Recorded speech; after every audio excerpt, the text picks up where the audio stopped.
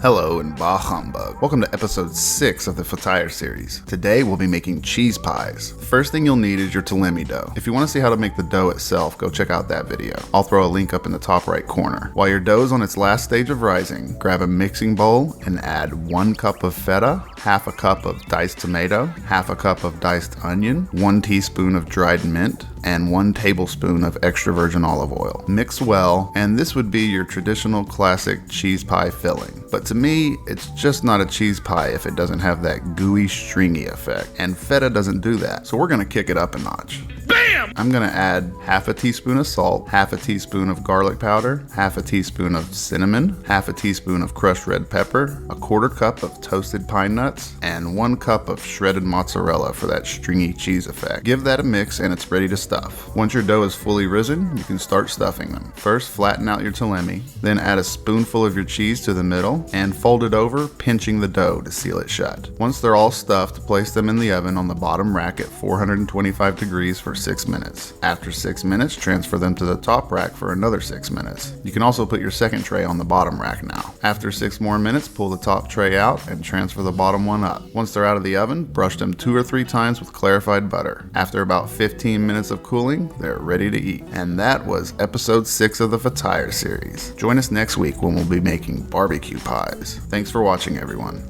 Goodbye, good night, and as always, bah humbug.